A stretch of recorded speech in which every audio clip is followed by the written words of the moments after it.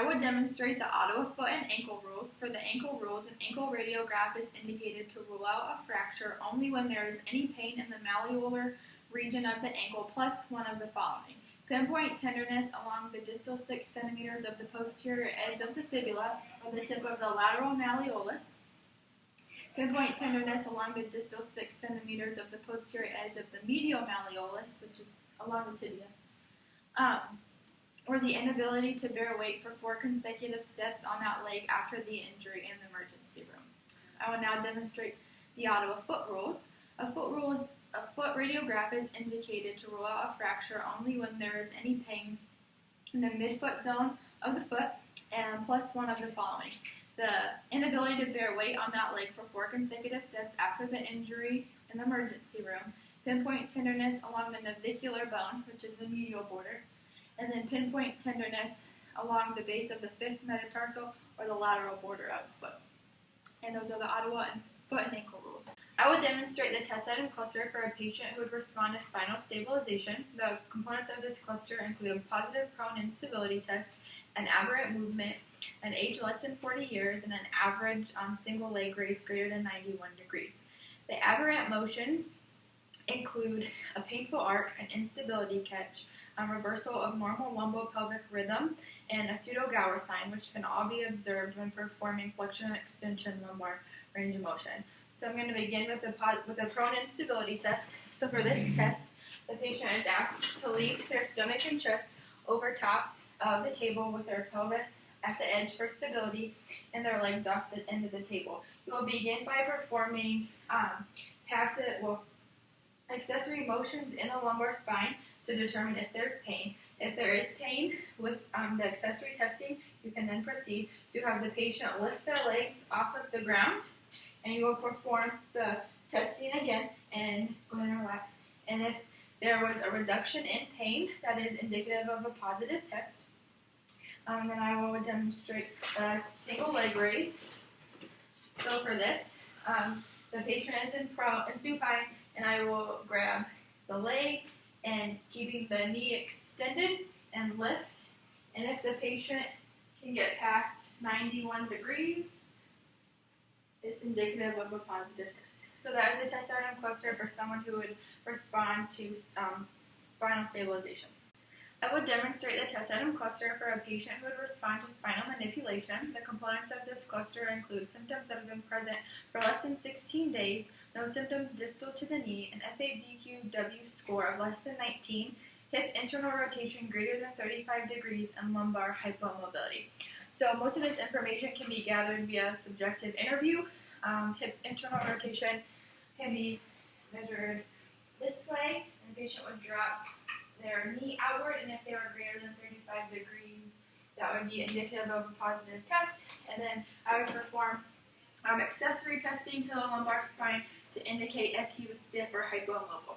So that is the test item cluster for spinal manipulation. I will be demonstrating the Thessaly test, which helps determine the integrity of the menisci and aids in diagnosing meniscal tears.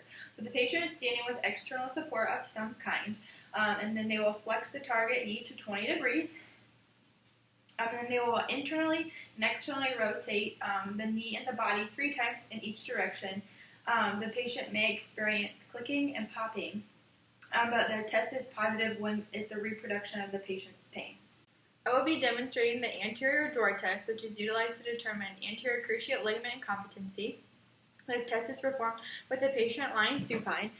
Their knee is flexed between 60 and 90 degrees, and I will sit on top of his foot just to stabilize the lower portion of his leg. I will have my hands around the tibia, and I will palpate the anterior joint line. And if the tibia is pushed posteriorly, it may be indicative of a PCL problem. It's important to make sure that the tibia is in the correct place. And if it is, I will apply an anterior directed force quickly. And if there is excessive translation of the tibia, that is indicative of a positive test. I would demonstrate the straight leg raise test, which helps to diagnose radicular or peripheral pathologies by progressively adding tension through a straight leg movement. The test is done completely passively, so I will grab the patient around the heel and I will lift, keeping the leg straight until they feel pain or tension or tightness within the posterior part of their leg.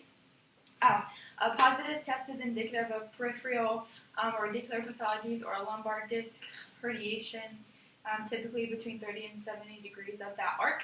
Anything above 70 degrees is usually indicative of muscular issues. I would demonstrate the Altman test item cluster for hip osteoarthritis. It includes hip internal rotation greater than or equal to 15 degrees, but with pain. Morning stiffness in the hip that lasts at least 60 minutes or less, and an age greater than 50. I will be demonstrating Faber's test, which stands for flexion, abduction, and external rotation. It's used to differentially diagnose between various different joint pathologies. The patient is placed in supine, and I will simultaneously flex the hip in knee, externally rotate at the hip, abduct at the hip, and place them in a figure 4 position. I will then stabilize the opposite pelvis and place a force directed downward to the table until they reach an end-range position. And if the patient feels any pain, that is indicative of a positive test. I would demonstrate the Thomas test, which is used to test for muscular tightness. So the patient is in a supine position and they have both knees to the chest. They drop one knee down off the table while keeping this one pulled as far to their chest as possible. It's going to test for rectus tightness, so if his leg was in a more extended position, that's going to indicate rectus femoris tightness, and then if his hip was in a more flexed position, that's going to indicate iliopsoas tightness. To determine whether a patient has a diagnosis of gluteal or hamstring weakness or S1 radiculopathy, there are special tests that can be performed, such as the straight leg raise test and a slump test, that reproduce neurological symptoms commonly associated with radiculopathy.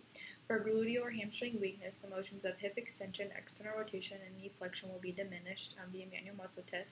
If an S1 radiculopathy were present, there would be diffuse or gross weakness in the musculature associated with and innervated by that specific root level. This would include the same motions listed for weakness, but would also include plantar flexion, flexion within the foot, and the big toe. If there was strictly gluteal or hamstring weakness, there would be no changes in sensation or reflexes. With radiculopathy, there will most likely be sensation deficits present within the S1 dermatome, which is a lateral aspect of the core region and foot, as well as the lateral portion of the posterior leg. The S1 reflex or Achilles reflex would be diminished within S1 radiculopathy.